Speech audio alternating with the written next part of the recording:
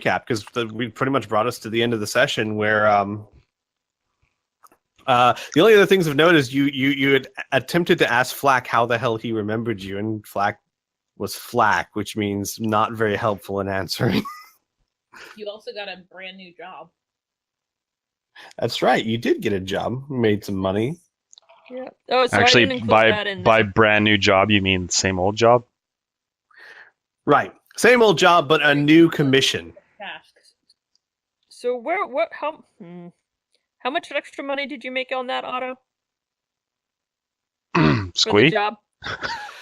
I don't remember. Let me look. I know you rolled it, but you made 70. It was like 50 gold. Okay, yeah, 70, sure. Yeah. Okay. Well, I won't fight you, God. So that wasn't in the group loop, but yeah. No, yeah, he rolled 2d4 for the days that he worked, so and got a 3 and a 4, so 70 gold. Or 7 gold, but I can't imagine I was that big of a dick. So I'm assuming congratulations, you made 7 gold. So 70 gold. And that was just doing mostly not weapons, more like horseshoes, fixing tools, pots, pans, things of that nature. Right. And we pretty much ended the session with you guys preparing to go to oh gosh, losing my train of thought on everything. Van Carlo's house. Keep having to V's house, Big V. Big V's house. Okay. Are we good starting there? Is there anything that you guys feel you'd want to do beforehand? The only other thing I want to do is check out that ring, which was one reason why I wanted to go to the gold market. Okay. Is ask around about the silver ring for Emma, the light of my nights. But we don't have to do that now. Okay. Well, we can just cover this very quickly because you went there, you sold the gems, you sold the ring, but you would have asked. What you're saying is you would have asked about this. Yeah. Okay. Roll me a D100, please. We don't get to roll those very often in this game. If my You took too long, you failed. No. My roll 20 went crazy. I understand. Oh, shoot. Yep. You did. You rolled a number of D100s. Good job. What number? We're not sure, but some. Between 1 and infinite. Okay, sorry. It's fine. Yeah, that's not where the slash goes. Just, Yeah, I realized that now. All right. Okay. 40. Got it. You rolled a 46. Unfortunately, no one at the artisan shop recalls ever making that ring. In fact, one of them would tell you that this does not look like it was locally made. This seems more like Chilaxian jewelry. And as far as to the engraving, it's a fairly common tradition in those parts to engrave messages on engagement rings. So this could have been any number of 1,000. There's basically you don't get any solid leads as to anything of importance. As far as they can tell, you just found someone's lost engagement ring. Okay. Okay. Mm-hmm. I did have a question. Yes. So last time I rolled a D100 during my Jesus talk. Mm-hmm. What would have happened if I had rolled a lot higher than I did? You wouldn't have had a Jesus talk, quite simply. So are we playing that below 50 is, well, I guess we don't know. Good or? Okay, yes. So honestly, when it comes to like a D100 roll, I'm just doing a percentage, and generally speaking, I just have either a number in my head. Sometimes if I remember, I'll say choose high or low. If it's a straight 50-50 chance, If it's not a straight 50-50 chance, then typically speaking, the lower the better. Okay. And generally speaking, and just to pull back the curtain a little bit, for example, Murray, there is a certain percentage that if you had gotten above that, you would have had a nice meditative session. But at least at that moment, at that time, you would not have had said conversation. Gotcha. Okay. I was just curious. Yeah, sure. Nothing wrong with that. All right. So you guys good to head over to Van Carlo's house? I think we're good, yeah. All right. So he had asked that you meet him in the evening, as Eel's End doesn't really pick up until nighttime anyway. There's just not much going on during the day. So whenabouts would you guys like to arrive? I guess after dinner. Okay. At least So 20 minutes let's after do it dinner, this so way. have time to digest. So like before sunset, after sunset, As sun is setting. as the sun is setting. So as the city is cast in a brilliant golden glow. Well, when do you have dinner? Well, when I get hungry, I guess. I don't like to put limitations on myself, okay? Us specifically, right now, actually. Exactly. So I figured, before dinner is before the sun sets. Right? Okay. So you go to Old Corvosa. You were already there. You were already in Old Corvosa. Sorry. For some reason, a lot of the campaign seems to think that the players don't start in Old Corvosa. So, in any case, Joke's on them. in any case, you go to the address you were given, and as I showed you earlier, he is in one of the better parts of Old Corvosa, towards the back, and definitely not too far away from the house, so it's not a very long journey. He's one of the larger houses here, along this back little patch here. And it's actually a fairly big house. It's bigger than the orphanage, and it has next to it a smaller building that looks like a training or sparring area. It is a fully enclosed building in and of itself. You go up to. Quick question. Sure. How high of a diplomacy check would Arlen have to roll to get him to turn that into a barn?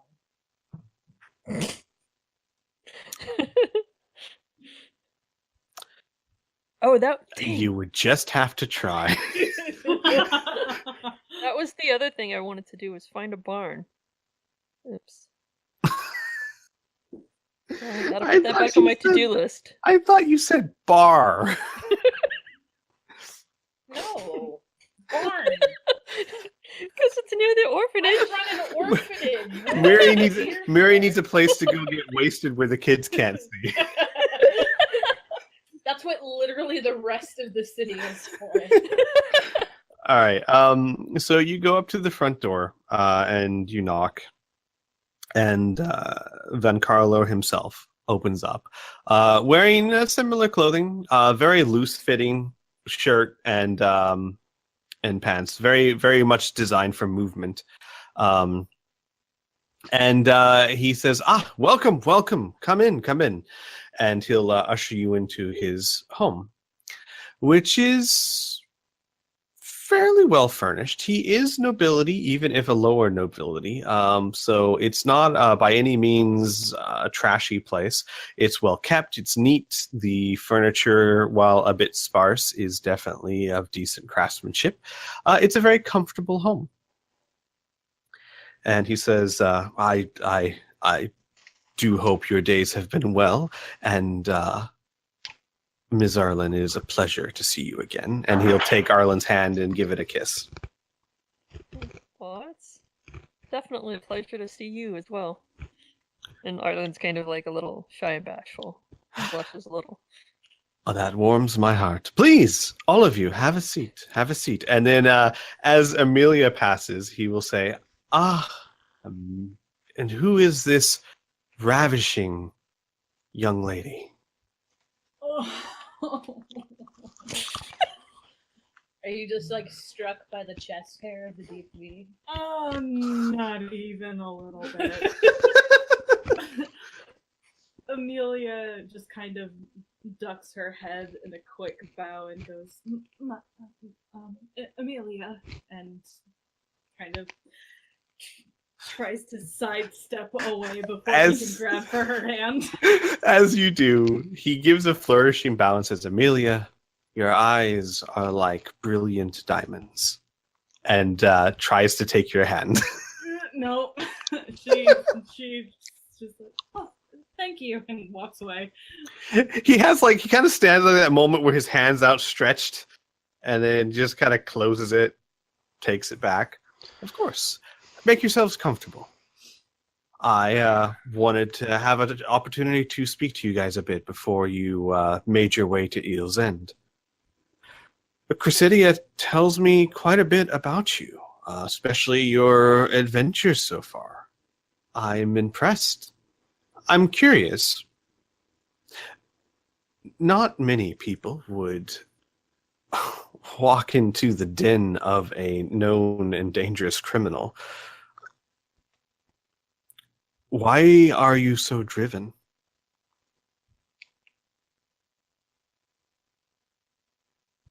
We need some information on somebody or the location of somebody from and think Vargos are Oh, best no. resource. Of course, you're looking for Gadrian Lamb. My curiosity is why you're so driven to find Gadrian.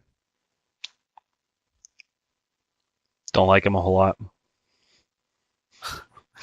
I can certainly understand that. Strongly worded letter. And hand it to him Directly. right into his face. My curiosity stems simply from this. There are lots of people who have enemies or people they don't like. There are very few people willing to, well, take such, there's no other real word for it, heroic action and save lives. I'm curious what the difference is between you and the common person. Bad luck. I wouldn't really consider myself a hero, just in the wrong place at the wrong time. Or the wrong place at the right time. Yeah. But surely you can understand how your actions would be perceived as a hero. And if you think about it, what is a hero if not the perception of society around them? Well, that's awfully philosophical of you. He laughs. I'm a noble. Philosophy is supposed to be in our blood. Would you be considered a hero, even if you did the right actions, for what others might deem as the wrong reasons? He pauses.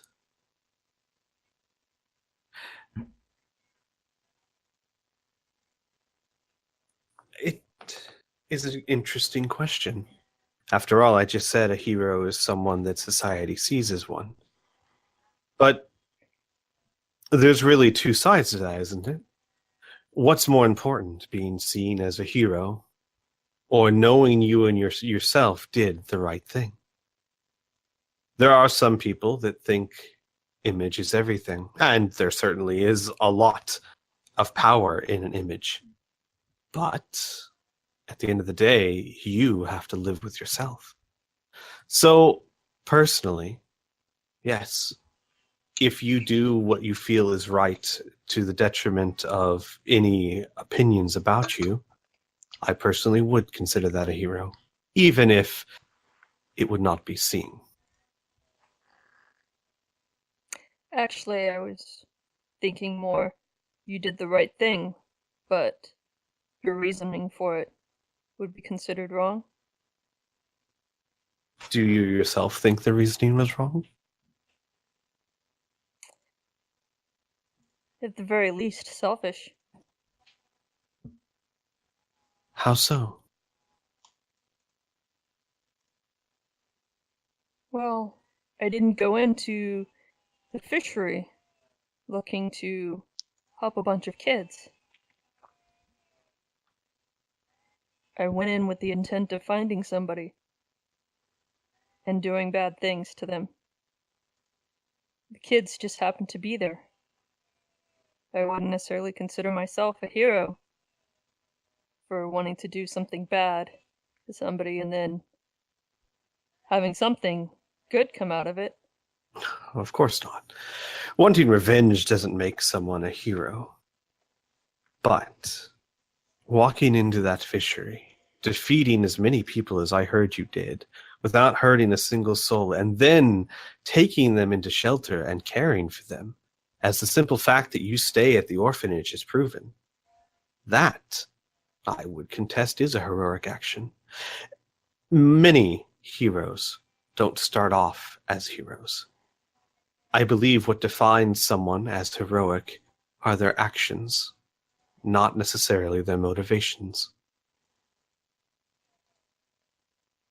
The fact that you found children and didn't discard them, that says much more than the fact that you went in there looking for revenge. At least, to me. Well, that definitely makes me feel better.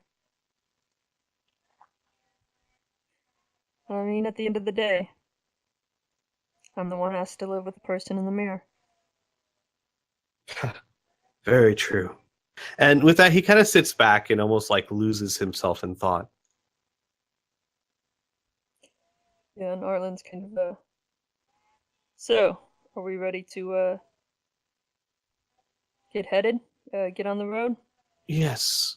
Before that, would you be willing to indulge me a request?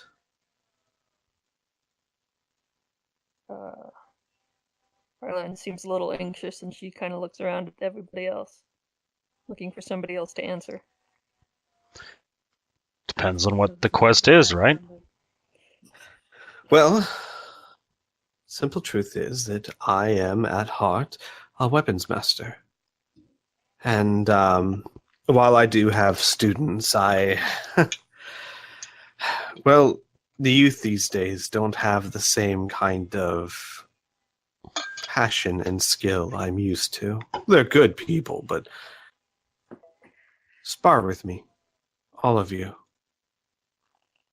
I would very much appreciate a chance to test my skill against a group such as yours. Okay. All of us? He nods. Yes. Not dangerously, of course. Wooden weapons, no real harm done, but yes, I'm curious to see how you've survived this long. Well, I won't be the one you have to convince on that quest. I do think I'll sit this one. He pauses. Oh? I was so looking forward to sparring with you. All of you. Then you'll have to make do with the younger crowd. I see. Well, of course, I don't mean to pressure you into something you don't want to do. By all means. How about you, lovely ladies? Sure. The face Laura just made right now. Oh my god. How does Amelia react? She looks incredibly uncomfortable at the thought. He hesitates a bit and he says, "You're about to walk into a very dangerous place. It might be good to have all the practice you can." I understand that, but I don't really weapons aren't exactly my specialty. No, you have the look of a spellcaster around you. Well, good. Adds flavor, makes it interesting. Well, that may be, but regardless of whether or not you have a wooden sword, my spells don't buffer. Huh.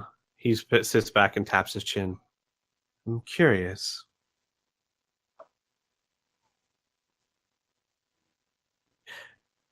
Are you saying that you have no way of combating someone without killing them or seriously hurting them?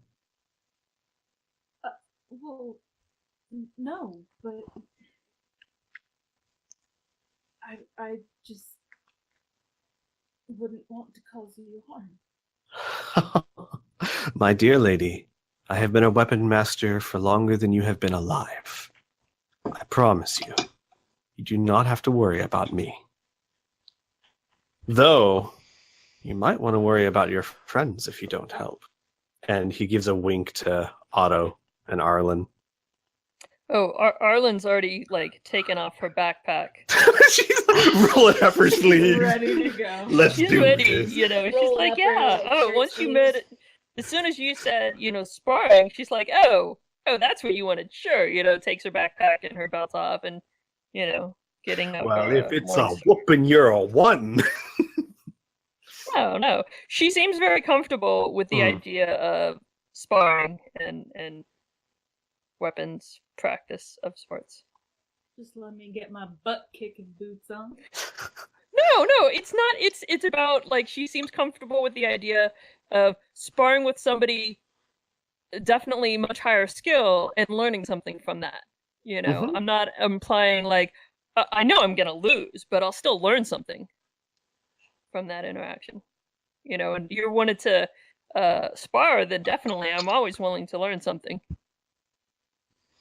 All right. So he looks at Amelia for a second longer and he says, "But of course, I do not want to push you into anything that would make you uncomfortable." She takes a moment and then goes, "Oh, you mean the three of us against you? Yes. Oh, okay." I understand that sounds a bit arrogant, and perhaps it is. If so, then Oh, you no, will no, most no. certainly show me the error of that thinking. I was just concerned because I thought you wished to duel us individually, and that was, yes. He nods and he says, "I think it's more interesting this way. Possibly I'm wrong. Possibly I'm being arrogant. And if so, well then, I'm sure my bruises will teach me different. Come, follow me." 1 second. Let's grab the charging cord.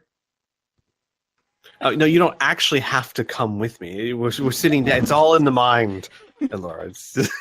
Oh, she's talking about her character's charging cord. How do you think she casts lightning bolts at people, man? She has a charging cord. No.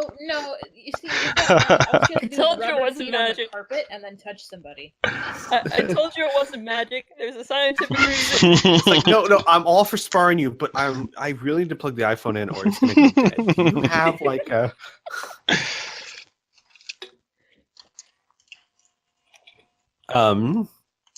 So he leads you into out of the house and into the second building, the sparring center. This is the one that we were going to turn into a barn, right? Yep, the one that you were going to turn into a barn. Very much the one you were going to turn into a barn. And you see that this room is actually very well built, with stone walls, a nice floor. Just like the man who owns it. Oh! Oh, I gotta go retch. Excuse me. His chin just got slightly stronger that day. Does the silver fox look not doing it for you, Otto? No, not really. Wasn't actually before he started kissing your guy's hands. I wasn't sure what team he was playing for. So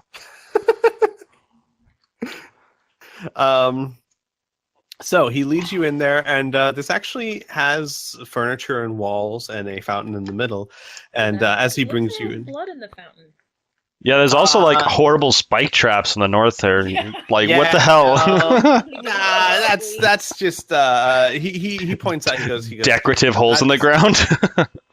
He shakes his head. Training, though not training we'll use today. If I pull a chair out from the table, will it kill me? No, I wouldn't have many students if that were the case. Or you would have very cautious students. If only those existed in abundance. And with that, he would motion for Miri to take one of the seats at the table. And then he'll lead Otto, Arlen, and Amelia over to a rack of wooden weapons. And it's a fairly sizable rack. It's got all kinds of weapons on it, from wooden swords and daggers and rapiers to actual maces. However, the mace is it's a stick with very thick canvas padding on the head. Because, let's face it, even a wooden mace is actually pretty damn dangerous. Mm-hmm. To even morning stars and flails with the same kind of heavy canvas padding on it.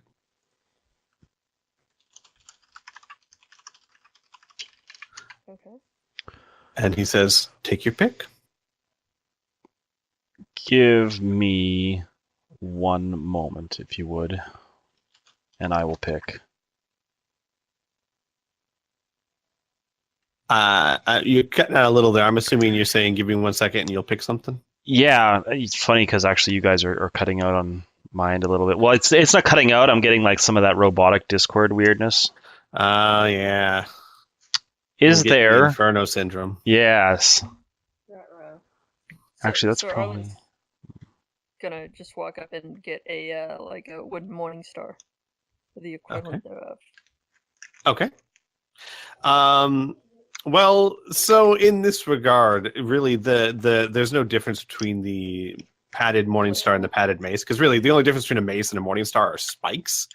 Mhm. Spikes are not very conducive to non-lethal training. And wait, Yeah. it's funny because the mace is more expensive and weighs more. It's like doesn't make any sense. Yeah. Anyway, I'll take the padded mace. Yeah. All right. Yeah. Okay. He will. Amelia, what about you? You take any weapons of any kind? Shall I hesitantly take a short sword or something like that? Okay. Looks very awkward holding it. And Van Carlo will look at your selections non-judgmentally. Just nod for a second when Amelia chooses hers. And he'll look over the shelf for a bit and then pick up a wooden rapier. And give it a few swings as if testing the weight. And give me a second as I pull a token out. I went through all the time and effort to make the map and make his picture, and I never thought to make a token for him. So give me a second. I'm just pulling out something that will do.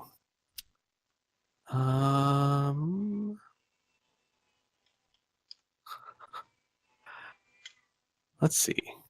Give me 1 second.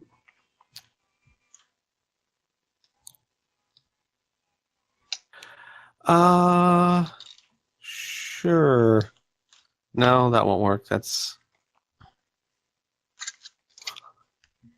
Sorry, I'm trying to find something that's even remotely acceptable. You can do it. Sure, we'll use that because that makes sense.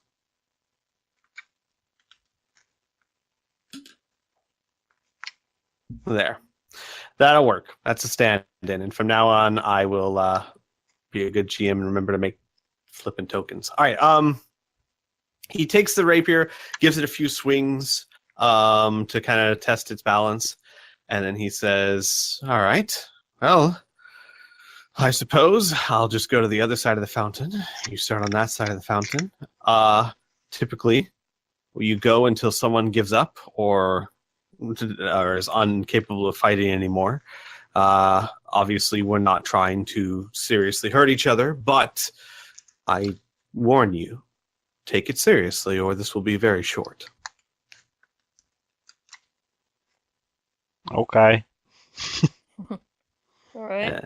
And he gives the rapier one more swing. He goes, "Well then, shall we begin?" And he takes like a fencing stance where he puts one hand behind him and one with the rapier out in front of him. And roll for initiative, please.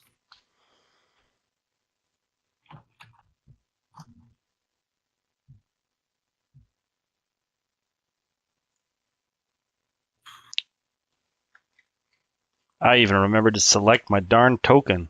Nicely done. Yeah, I'm on the ball.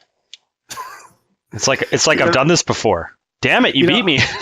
I'm now having flashbacks or like, like war flashes or whatnot of like, this guy's talking about how you have to take it seriously because, man, he's been a weapon trainer for so many years. And I'm just having flashbacks to Van Castrican. We'll just chalk that up to him having a very bad day. He was depressed. He'd been dumped and he just hadn't realized it yet. Yep. You are. All right. Amelia, yes. All right, here. Roll one more time for her. Okay, hold on. Oh, yeah, you gotta select her Right first. And then... page.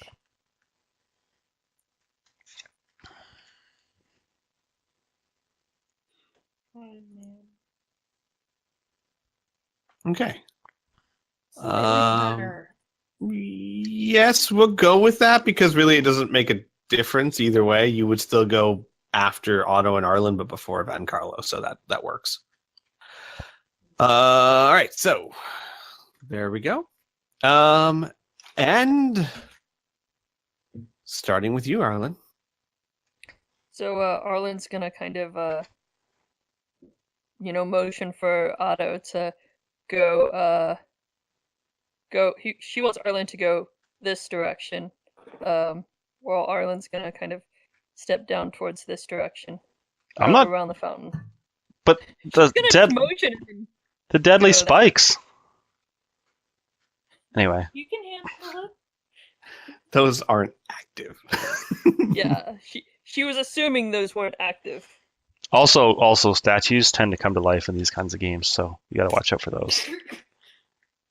He said it was 1 versus 3. He's actually a villain. He's just like, haha. Well, hang on one second. Give me a second here. Just for this fight, yeah, this is about right. So these distances are about right. So, Arlen, you can get about 30 feet. So right around there. Okay. Let me scoot back, I guess. Unless you want to take a double movement. No. She's just gonna move there and then hold her action or stand in defense. Okay. Defensive stance type of thing. All right. Otto. I do that. And then I'm going to move. Shields of Faith. Yeah. On yourself, yes? I think I can only cast it on myself. It says ranged touch, which means that you could touch someone else with it. Otherwise, it would just say ranged self. Huh. Mm-hmm. I swear on 3.5 or whatever. That was self only. Well, anyway, whatever. Pathfinder. Yeah.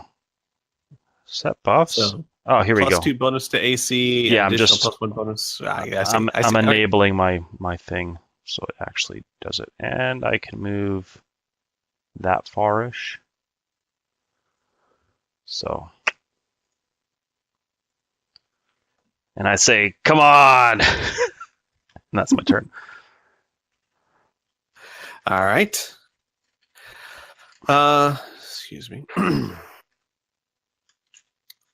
All right. So now, Amelia, your turn. Alrighty.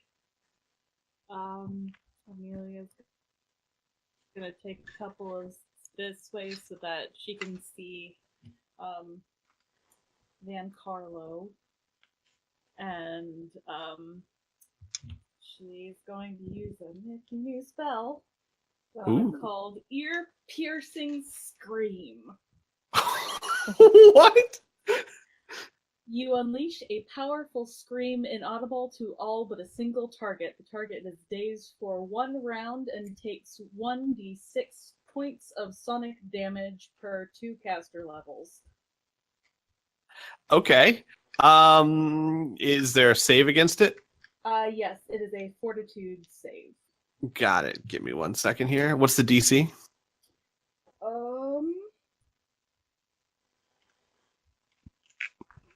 It doesn't say. It just says it's a fortitude save. It'd be your caster level. So. So then. So generally speaking, it's I believe it's 10 plus your Charisma for a sorcerer. charisma. Thank you. 10 plus. Your charisma modifier, not the actual number. So. Oh darn. Okay, so that would be 13. 13. That doesn't seem right. Give me a second. You know what? Let me look that up. That seems right to me. Does it? Yeah. Okay. All right. Maybe a little bit low, but otherwise, I think that's right. All right. So. Nope. He fails. Yeah. All right. How much damage does he take? 1d6. Please roll that. And then what other effect does he have? He is dazed for 1 round. Got it. So have at him, guys. I just love the quiet Amelia just all of a sudden.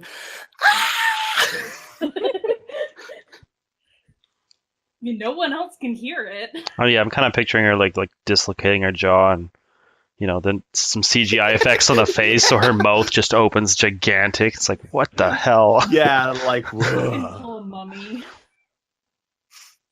So just so you guys know, dazed means the creature is unable to act normally. A dazed creature can take no actions, but has no penalty to AC. Okay. So basically, she just stopped him in his tracks and gave 5 points of damage. Nicely done. Yeah. Dan, how long does For that 1 round. You basically have one. Basically speaking, you guys get to go again. Because he can't do anything. His AC isn't penalized, but he can't take any action. He basically just like grabs his head and goes, ah! Okay, so back up to me. So Arlen's gonna come right here and try to attack him with her mace. Okay. Headed mace.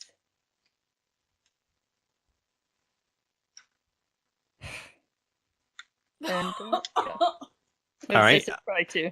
You as you go to swing at him, he effortlessly flicks his rapier and catches the bottom of the mace's padding and flicks it to the side. It's still holding his head with one hand. Mm-hmm. All right. Yeah. Okay. Otto, your turn. Otto's turn, huh? Mm-hmm. I suppose we're going for non-lethal stuff here. So I won't do that.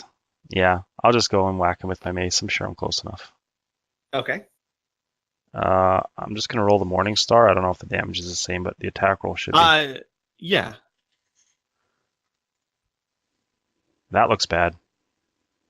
Yep. So still holding his head again, he like flicks Arlen's weapon to the side, and then he brings it back to the side to almost unbelievably fast and parries the Morning Star. Come on, guys. Dazed my ass. Scream harder. Amelia, your turn. Oh boy.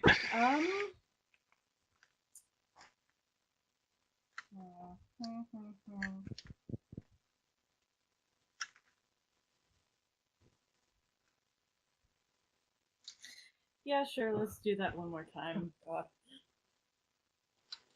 This time with zest. Oh, you're gonna do it again? Yeah. Okay. All right. So let him roll.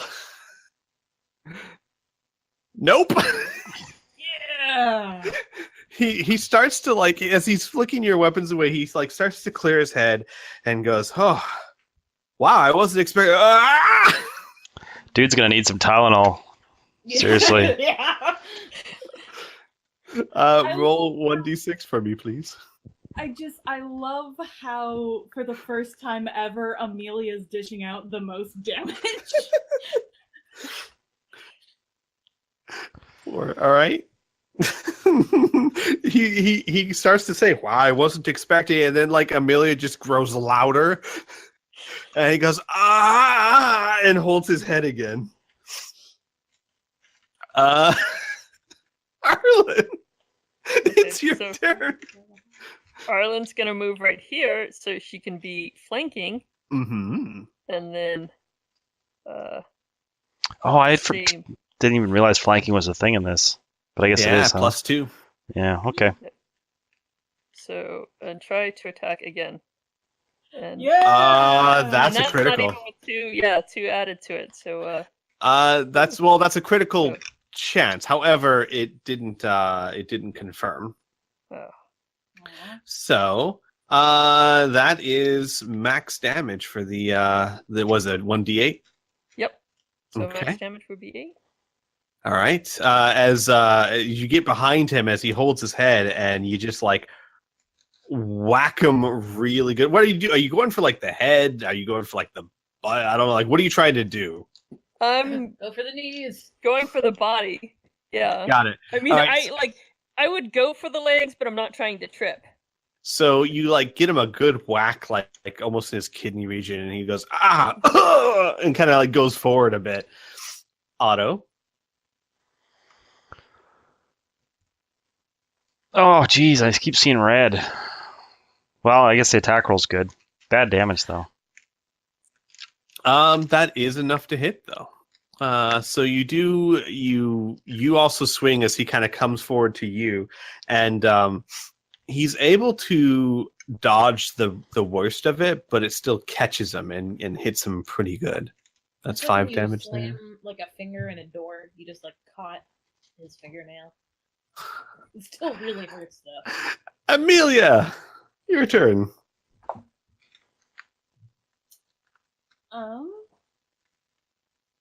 You gonna just keep yelling? Actually, well, don't tempt me. I'm asking you. I need to check something really quick. If I remember correctly. Okay, there we go.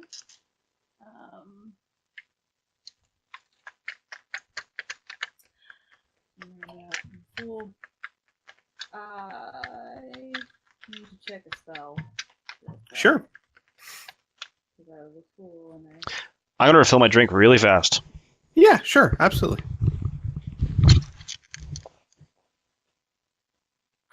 Wow, these guys, we should be like, and then Van Carlo turns into an 8-headed Hydra, and he gets back, he's like, "What's going on?" what the hell? And then Tiamat descended from the sky. It's like, what kind of spell did you cast? Yes. What was he drinking? Now that I have you in my lair. Oh. Oh, never mind. It's not what I thought it was.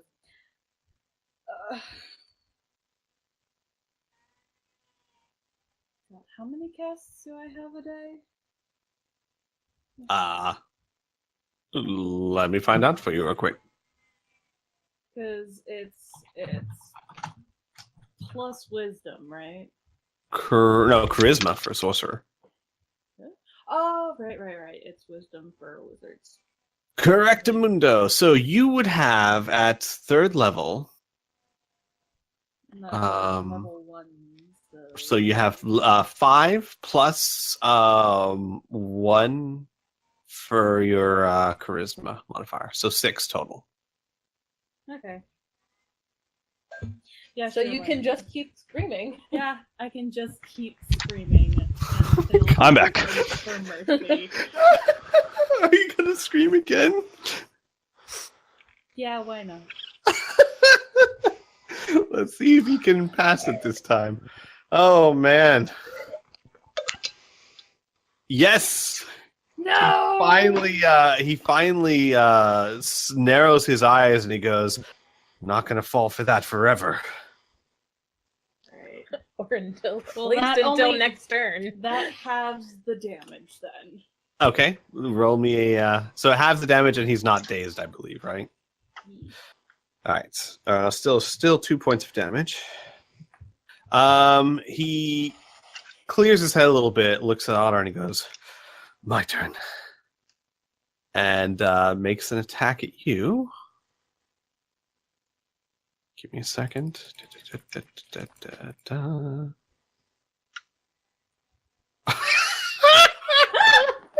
He gets a plus 12?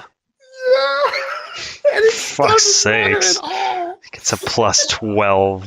He rolls a 14. This guy's gonna have like 60 hit points.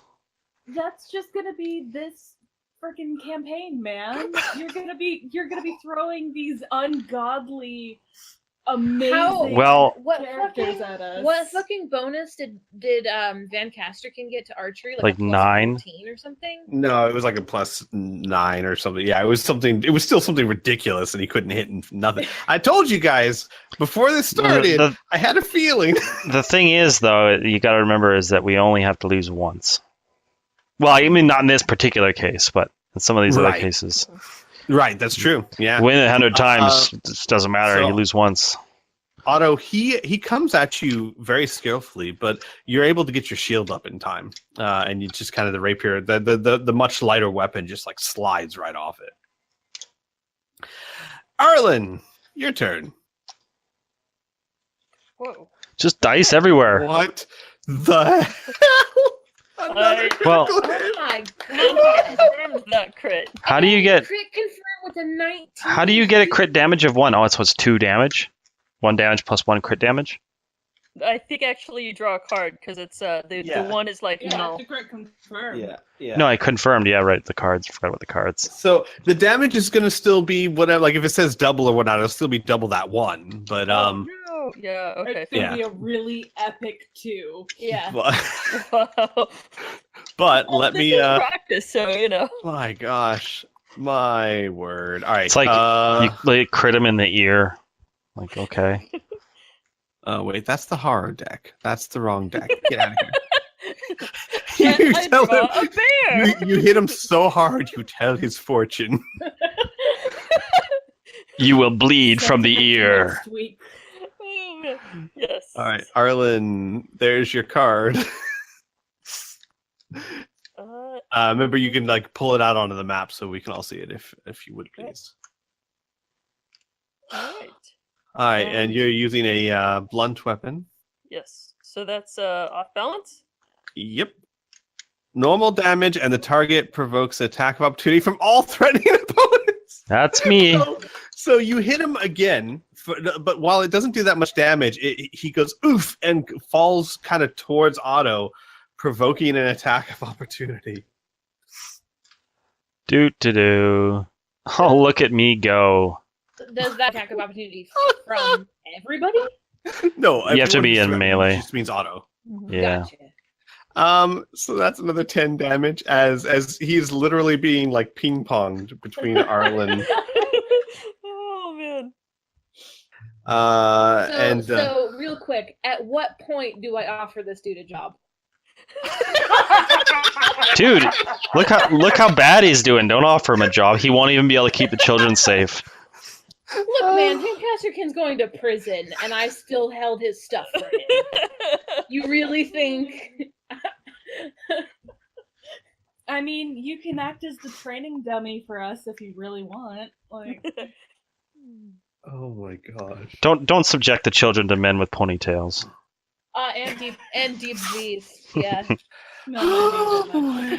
All right, Otto. It's Oh, I your just get to do it turn. again, just like whack, whack. Yeah. All It right. was an attack of opportunity, so. Oh, Oh my jeez. gosh. That's enough to hit. Yeah. He's I going have a down question. fast. Instead of actually an attack of opportunity, did I actually knock him into Otto's Morning Star the first time? Because I didn't do much damage, but you know. Oh my Otto God. did. Amelia. Are you gonna yell again? No. No. Okay. I will also say, remember, you are also heading into a potentially dangerous place after this. And this is just practice. Yeah. Yeah, she's just kind of like wander over here and watch. Because at this point, they're just handing his ass to him, and she feels bad. At this point, then Carlo like goes, "That's what I'm talking about," and he takes a different, like a more defensive stance, and then attacks Otto again. This time, fighting defensively.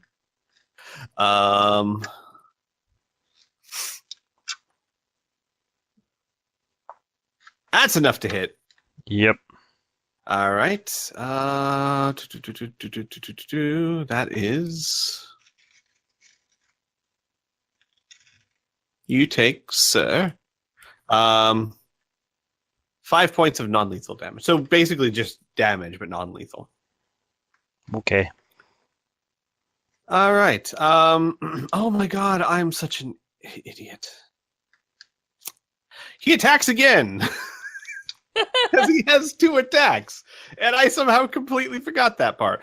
I was is wondering. attacking You got a plus Otto 12 bonus and only again. 1 attack? What is that all about? Yeah, I know. I forgot that he He has was 2. so staggered. He was. Great. Look, he's getting his ass kicked. I mean, he's getting it handed to him pretty badly here. But he goes for Otto again. Nope. That's an 8. That's not enough to hit. All right. Arlen, your turn again. That's a Okay, miss. so an 8, yeah. Yeah, as he takes this defensive stance, he starts parrying your weapon. Mhm. Otto. Womp. Womp? Maybe? No. Oh, He's able to parry. It's plus 2 from the flank, right? Or does only Correct. Arlen get that? No. everybody. Both of you get it because he has Okay. to pay attention to both of you. He's got 19 plus AC. In that white shirt? Seriously? Okay. Yep. This guy's been a weapon master for 20 years. I've got a Not magic. that you would be able to tell from this fight. I've got a magic pirate shirt, guys. What's up? No, he's just got insane reflexes, honestly. So he is able to parry both those blades. And Amelia, your turn.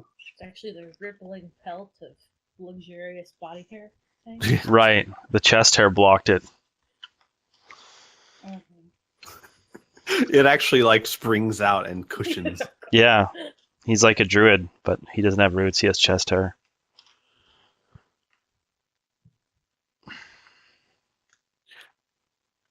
Amelia? Oh, Yeah.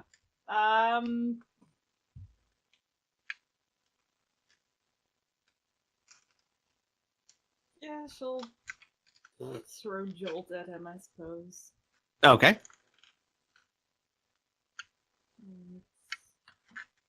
No, Jolt. They still sell Jolt where any of you guys are? No, not anymore, but I remember them. Yeah, I remember Jolt. It was like Coke with way too much caffeine. It's like gross Coke with more caffeine. Yeah, yes. Nope. That misses. No. And then Carlo He just limbos out of the way. backs up a step so that he can kind of see both of you so that he's not flanked anymore. Takes a step towards Muri. Muri, he's close enough now. You can tell he's breathing hard. Like really hard. And he takes another attack at Otto, still fighting. No, you know what? No, he lunges his auto. And That's a hit. that's a hit. So, auto. That's a hit and a bit. Oh, that's why he had 19 AC, is because of the defensive fighting. Mm. That makes more sense. Yeah, exactly. I was That's like, because you were. It's like, that's an insane dex bonus. Like, what the hell is going on? No, and it was +2 because of the defensive fighting. No, actually, I'm sorry. +4 because of his feet. Yeah. So that's 6 non-lethal damage to you, and he's going to attack one more time as he starts just flinging the rapier around you. But that one's not a hit. No. All right, Arlen, back up to you. So Arlen's gonna step up again to try and make it so Otto can flank him when it's his turn, and hit with the Morning Star. And that's a 9. He's able to knock it aside. Yep. Yeah. And what you guys can tell is that despite your superior tactics kicking the dirt out of him, his skill with that rapier is very he's like effortlessly deflecting most of your blows. Not the ones that seem to count, but he is deflecting them. Otto, your turn. Okay. As I move up for another flank, I try to do what Amelia did and scream at him to daze him. Does that does it work at all? No. Yeah, his eyebrow twitches.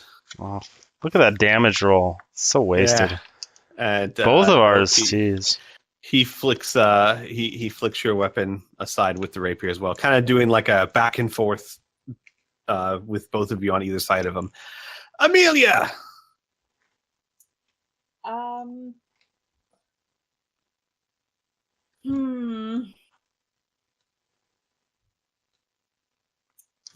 Sure, I'll try it again, I guess. Do another jolt. Okay. Your jolts are just not good. Just getting flashbacks to episode 1. Rolled a 6. Nope. Van Carlo, off with the yelling, really. Van Carlo this time, actually, hang on one second. Is this what I think it is? I gotta look up something real quick.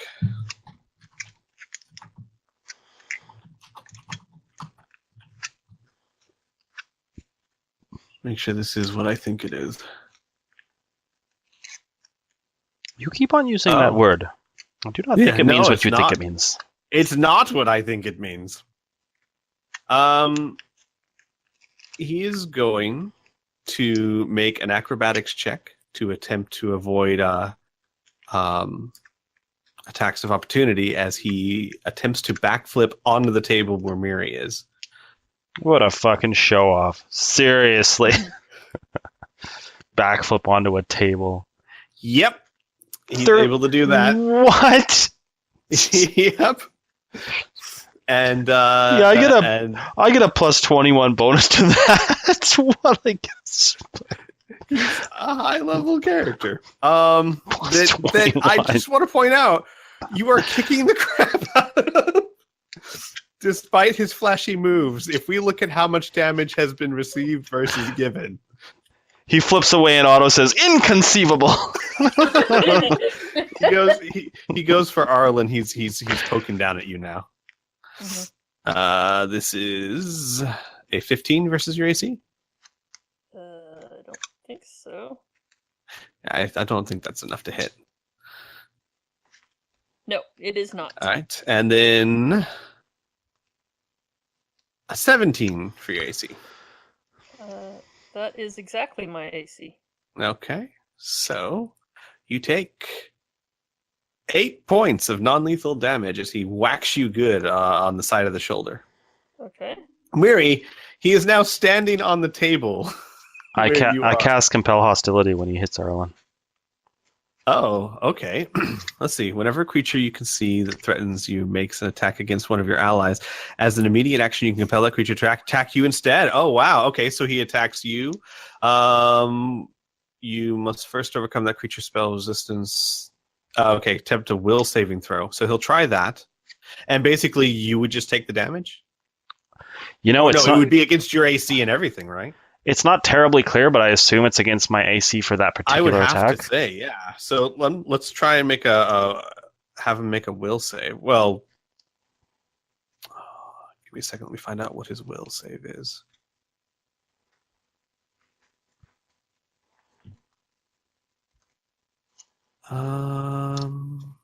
What's right there? Why am I not seeing? Oh, there it is. Okay.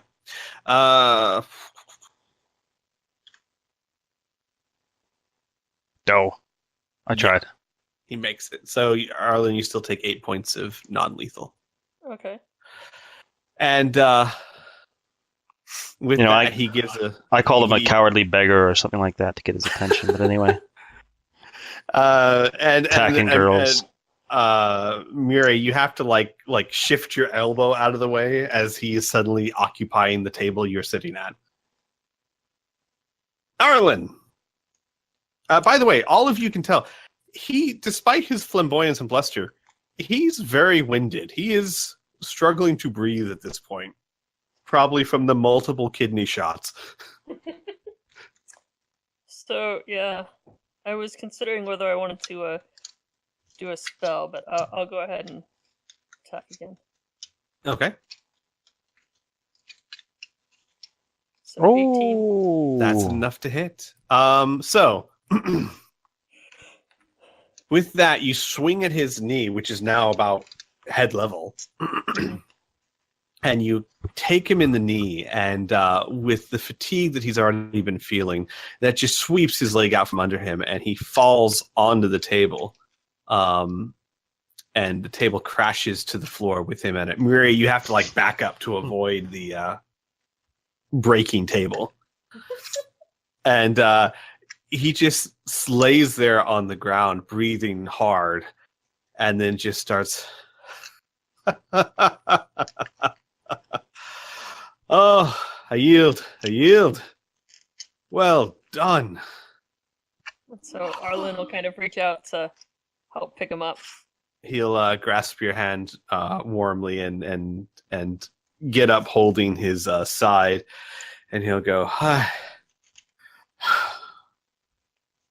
It has been some time since I've seen someone spar with that kind of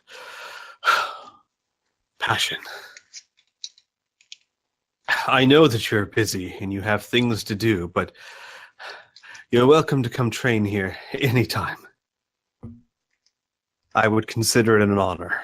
Well, I may We'll take you up on probably that take one. This opportunity to channel some energy. Not To- everybody is at their full capacity right now. To everyone? Yeah, you should probably heal this guy before you offer him a job.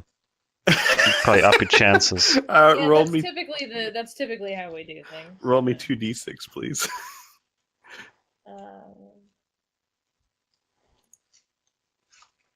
Hold on.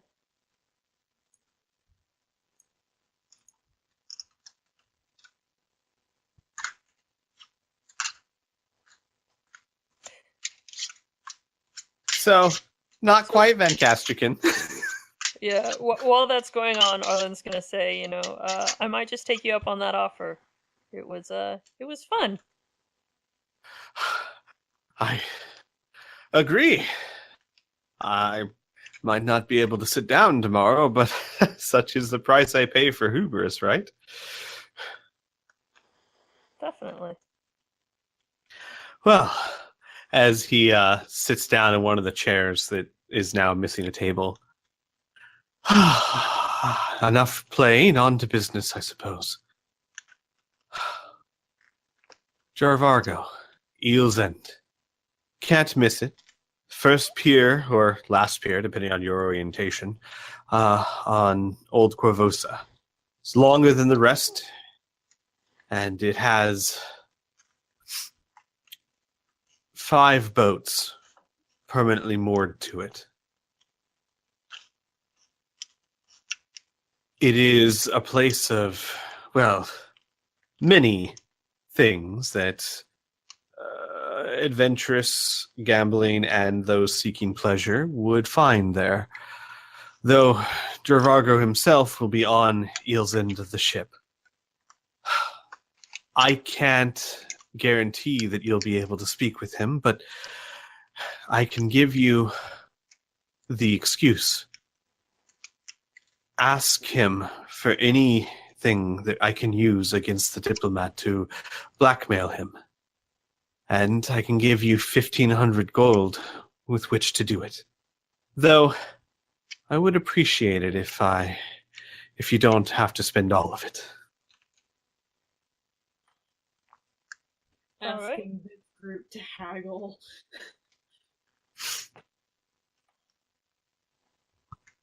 And with that, with the healing of 8 points, you all get 8 points of non-lethal damage healed.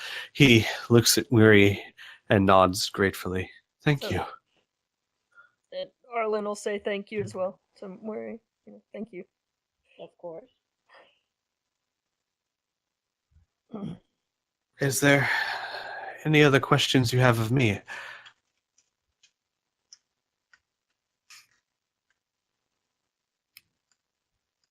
No, I think we have our we have everything we need for now. Good. Be careful. It is said that Dorvargo can control spiders. No one knows for sure if he speaks to them telepathically or if something else is at work there, but it is undeniable that he is constantly surrounded by them, and he is called the Spider King for a reason. Interesting. We ran into some spiders back in that fish place. Perhaps a gift, then. Whatever the case, be careful. Will do. And with that, he nods, and he says, good luck, and you'll excuse me if I do not properly bow as you depart, my ladies. I feel a bit winded. Definitely. And see you again soon. I cherish the thought. Good luck getting a new table. Reasonable, I don't think it's going to be an issue. As he leans back, his head just leans all the way back. And he just starts whew. Where is we got the bow weapons from Oh yeah, the weapons rack. Yeah, you can just put them back. Alright, Amelia will put her unused short sword back. Otto Yeah. is going to flick a single copper coin into the fountain on his way out. Into the fountain? Yeah. All right. Sure. You guys notice that the copper coin does a little ring as it spins in the air and then as it falls into the water. All right. So do you guys make your way towards Eel's End? Yes. Yes, Nice. we do. Are we doing this now? Is everybody at full HP? Well, to let you know, and of course that's a very important question to ask, but your regular HP is at max. Your non-lethal damage, however, is not. But Those the are way two that works separate bars? Exactly. The way that works in Pathfinder is that your non-lethal damage does not count like your normal damage. However, if you take the same amount of non-lethal damage as you have hit points, you are unconscious. Gotcha. So for spellcasters specifically, if you cast spells in mock combat, those still count as spells cast for that Correct, day, right? they do. Yes. Okay. Yeah. So at least one of us will not be operating at 100% going in. 50%, actually. Yeah. Yeah. I don't know. You tried really hard with that spark. I know. I feel so bad about that jolt and acid balls.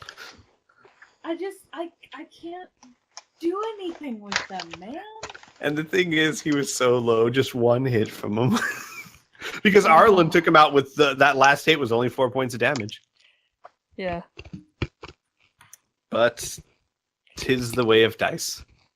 So that is a good question. Are you guys headed there now?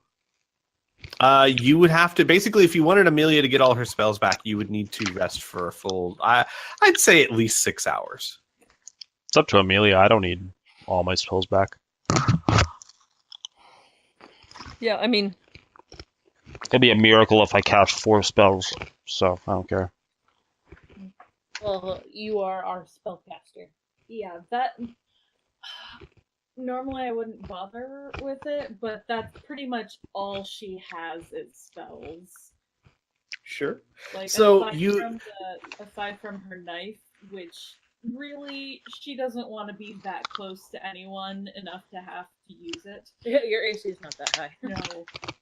So, well, here's the thing. You have the money from Van Carlo, the 1,500 gold coins, and all the information he can give you. You can go whenever you want. You can go the next evening. You can go a week later. I mean, there's no, you have to do this now type of thing. So, yeah, if you wanted, you guys could just go home, rest, and come back the next evening. sure. Okay. Okay. In that case, I will sort of stiffly invite Van Carlo to dinner. Oh. Yes, I think I would enjoy that, actually. If you are as good at cooking as you are at healing, it should be quite an experience.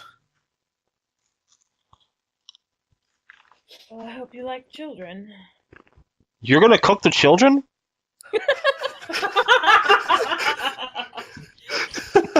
Van Carlo laughs. He goes, I wouldn't know, honestly. I suppose there's always a time to find out. Arlen's like, I'll go to the store. I'll buy the ingredients. Let me know what you need, so we don't have to cook kids. Cicadas, they're in season. Van Carlo's face kind of gets less enthusiastic. There's a moment of is she joking? Yeah. Oh. His face goes from delightful to blank. Hey, maybe those guys are still giving away free meat. I'll pick up some chicken. I think I can afford it. Yes, I think white meat would be a good idea right now. Very well. Cicadas. Well,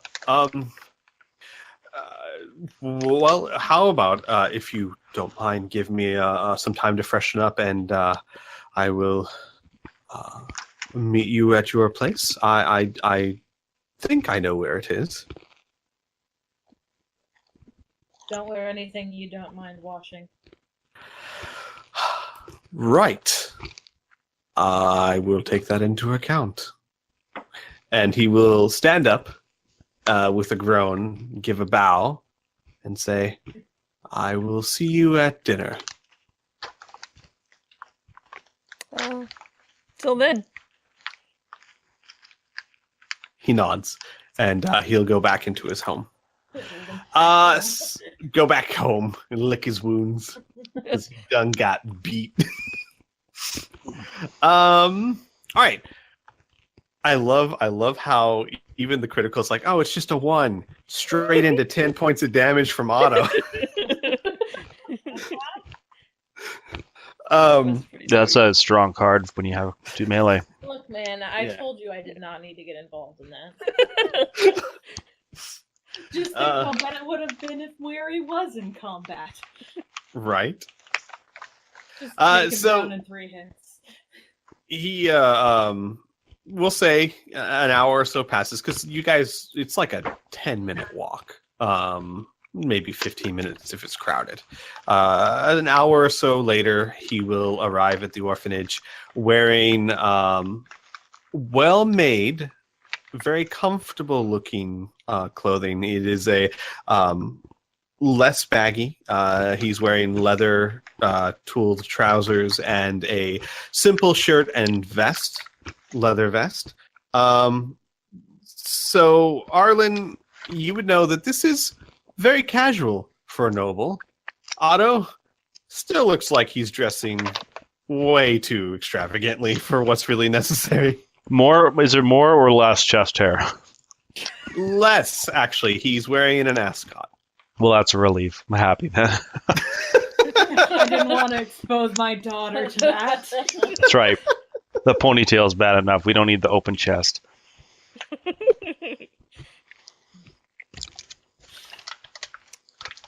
Does he travel with a sword? Is he armed whenever he goes anywhere? Yes, he does. He travels with a well-crafted Otto. You could tell by looking at it. It's a master-crafted rapier. So he just brought a sword into my house. You all bring a plethora of weapons in, but yes. Yeah, you check him at the door. Thanks. Yeah, I mean, if you request, he would be more than happy. He would say, "Oh, of course," and he would leave it at the door. Yeah, Weir's going to start a petition for melee weapon registration. With the government. Yeah, I was gonna say he's gonna pull out his open carry rapier license.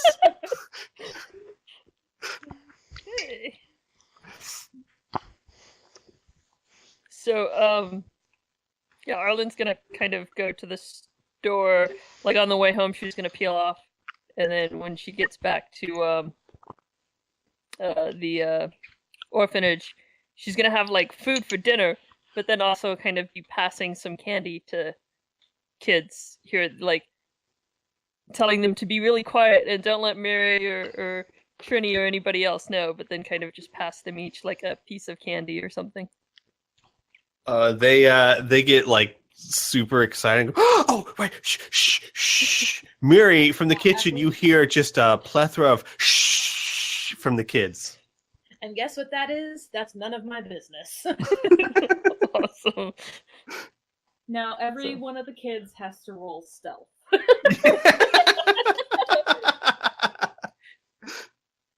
Yep. God, it would be so hard to be orphan kids in the Pathfinder world because you've got to suck at all your rolls. Mm-hmm. All right. You can't be good at something in an orphan. That makes you a main character. So, I take it you all sit down to dinner. Of course, given that you have guests, Trinia, Amelia, your mother, and Otto, your wife, and they would all be joining you for dinner.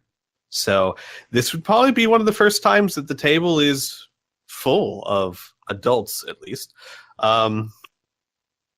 The kids, of course, have their own places where they eat, and Flack usually eats with them. So, you guys, what do you have for dinner? Are there cicadas? Well, I bring both. I'll bring Right. like enough chicken and cicadas and vegetables for people. All right. And Arlen, yes. roll me a knowledge local check. Do I have to roll cooking? Yes, please. Okay. Oh, we'll see how much of a disaster this is. Hold on. I gotta be honest, I don't even know what a cicada is. It's a giant bug. Are you serious? You don't know what a cicada is? Where do you live? It's almost Canada? like yeah, I don't think there's many cicadas up that far. Oh, they sit in the trees and they yell. Yeah, they're awful. I hate them. think That's all like they big grasshoppers. And Yeah. just when you think they're dead, they fly directly at you. I hate them. They leave their like disgusting little shells everywhere. They're nasty. Oh, So okay. Arlen, I see it now. Yes. Yeah, we don't get those. I've never seen one of those. All right. Is that Anyway, a go ahead. craft check for cooking? do you have that as a skill? To cook? No, I do not. All right, then you know what? We'll just say We'll Mary knows how to cook. Yeah. So Arlen, You're able to find someone that sells cicadas. It's not very commonly. There's not a lot of demand for cicadas. But you know a guy, so Well, you know. Yeah. you're More able to likely find that someone. Moiri knows a guy, but you know. I'm sure I had to buy bugs for, I don't know, chocolate covered bugs for some kind of thing my dad was hosting at some point. Yeah, probably. Yeah, I could see like nobles indulging in cicadas to look exotic or something. It's like the French eating snails and frog legs. So you guys sit down to a dinner of chicken and vegetables and cicadas. Toasted and on a stick, thanks. Then Carlo will politely take and eat one of the cicadas, and a lot more chicken than cicadas. And he has this kind of like this. He crunches down to it and goes, it's Crunchy. potent, very potent. Yeah. Crunchy. At least that's how I think of it. I must apologize for earlier, he says to Miri. It seems that I was naive before. You are exquisitely much even better at cooking than you are at healing. And that's saying something.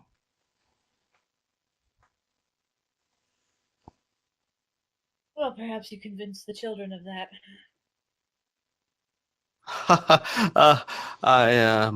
He kind of like looks nervously at the kids. It's clear like this guy does not have a lot of experience with children. And he goes, I'll just leave that to you, I guess. How do you feel about livestock? I'm gonna introduce him to the cow. You mean like It's gotta live somewhere. It's not gonna live in my house. you mean alive? It is part of the word livestock, is it not? Well, yes, I just usually in a city a livestock is found on a plate. I have no ill will towards them. I assume we're talking a cow? Correct. Arlen, if you care to explain. So we kind of picked up a cow, and I guess apparently I've been a little slow on finding a proper place to keep the cow, other than currently at the armory. But she'll look over at Moira and say, "It's on my to-do list. I'm trying. I will get to it. I promise." That's not me you have to answer to. Oh yeah. I'm sure it's a fine cow. I'm just not sure what the question is. Do you by chance know anybody nearby that might have place to like a stable of some sort? I'm not really familiar with the area. Oh, yes.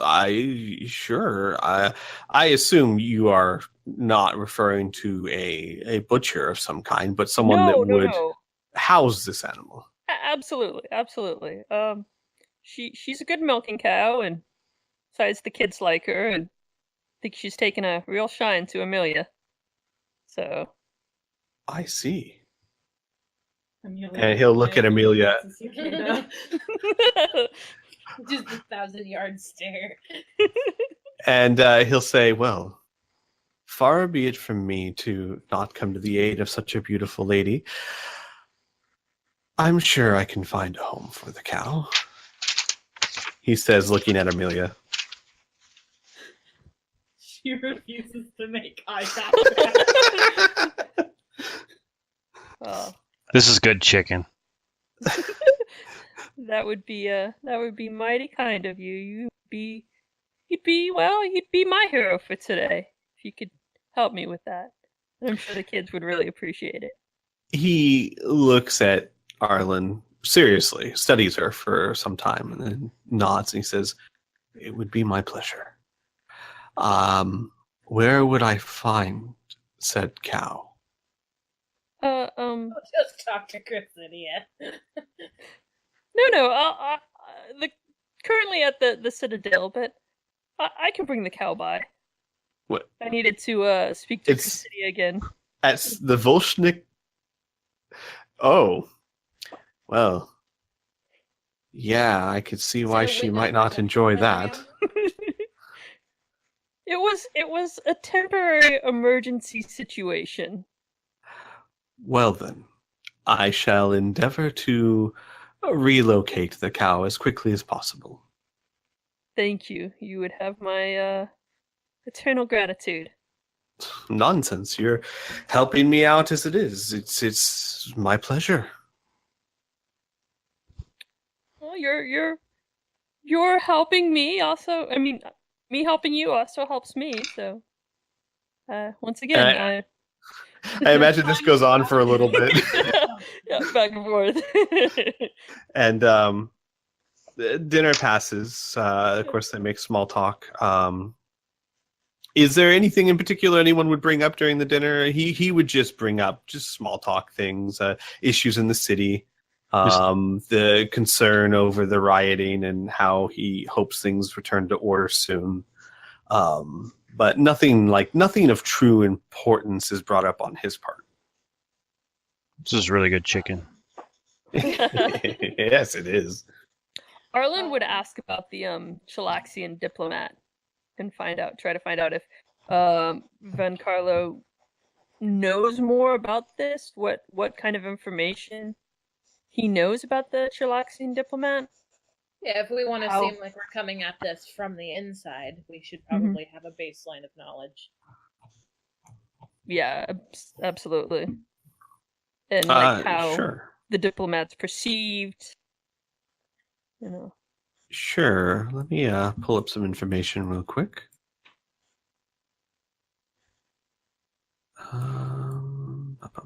In the meantime, Weary will mix a shallow bowl of sugar water for the bees.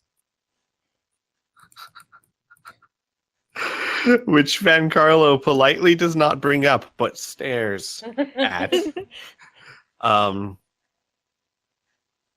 He'll go into some more detail and say, well, Darvenier himself is not what you would call a people person, despite being a diplomat. He believes that Chilaxians are superior to, well, anyone who's not Chilaxian, and as far as he's concerned, Corvosa is little more than a backwater colony that he's forced to do business with. From what I can tell, he feels that he's been snubbed by being put in this position, and likely, knowing Chilaxian society the way I do, he probably was.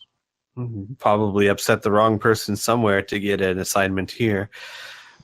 As far as what, though, if I knew that, I wouldn't need your help.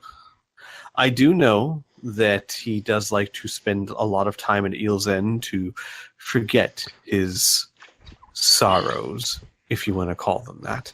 And I am also aware that he is very strongly advocating for anti-trade laws to be established in Corvosa that would benefit his land and harm our own.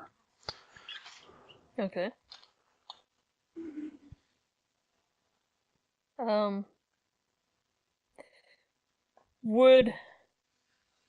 I don't know much about Devargo. I know he runs the Eel's Inn, and I heard that he might be sort of in charge of a lot of different underhanded dealings. Would Devargo be negatively impacted by these anti-trade laws? It's difficult to say. Devargo is not a moral man by any means, but I have no knowledge of all his forms of income. So while I'm sure that he must have some legitimate business, and a trade embargo or unfavorable trade for Corvosa would certainly make it more difficult for him to acquire some of the luxuries that people enjoy at Eels End. Well, the truth of the matter is many of the ways he makes his money are not strictly legal in and of themselves, which means that they wouldn't be held by or affected by trade laws. Mm-hmm. But at least if he does anything honest, it might affect him. Yes. It's good to know. It's possible. And what does the diplomat look like? Would we how would I be able to recognize him? Like, say, if he were there at the time. Well, I could describe him, though I'm afraid I'm not very good at drawing likenesses. Roll for it. Roll for it. Roll Well, for no. it. At which point Trinia would say, "Oh, give me a second. Let me grab something to draw with." And let me see if I can get a picture of him real quick for you.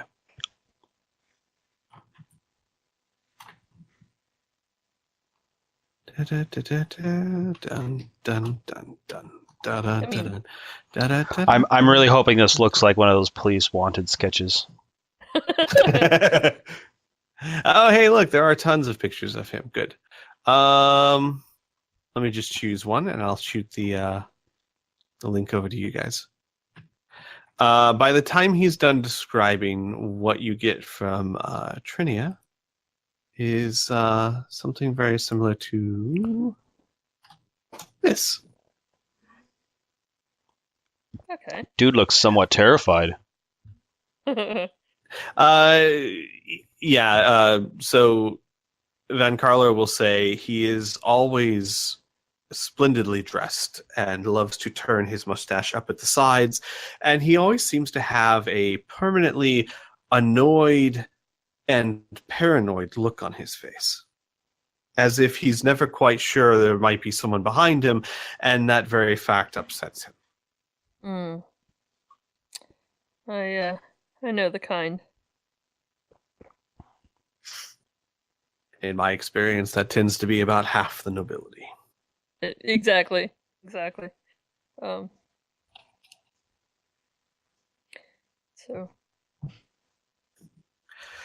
Well, it is getting late. I have absolutely adored the dinner, thank you.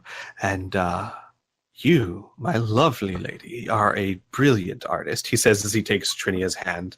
And Trinia looks equal parts flattered and unsure if she should be uncomfortable with this. Otto's just shaking his head like, jeez, this guy. And he stands up and he bows to everyone and he says, my offer still stands. If you would ever like to come train, my doors are always open to you. And good luck in your travels. I will send word when I find a home for Bessie. a good cow. Bessie. Bessie. Yes. When I find Bessie a home, I will send word. Good luck to you. And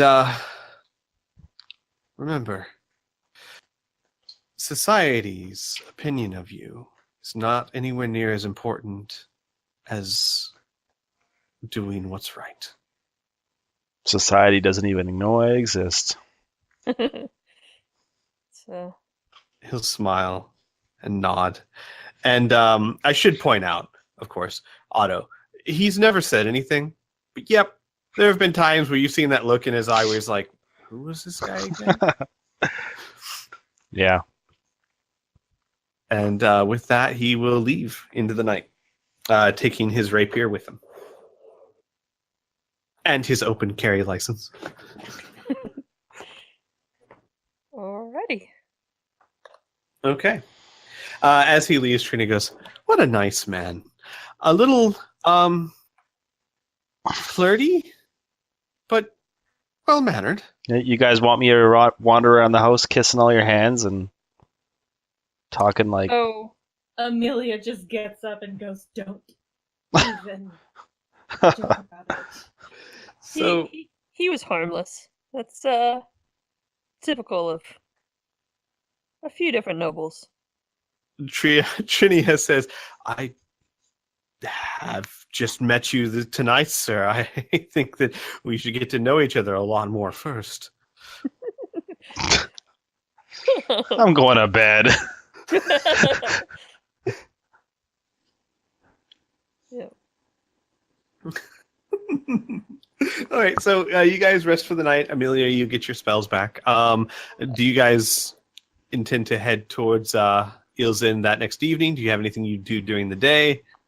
I will bring up that it is now 11:20 here. Oh, sure. I understand completely. All right, then. We can go ahead and end the session there. Okay. Fantastic. I am happy with this.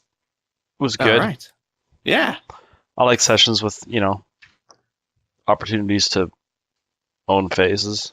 A little bit of ass kicking, ask him out to dinner afterwards, I should have rolled a barbarian, I'm telling you.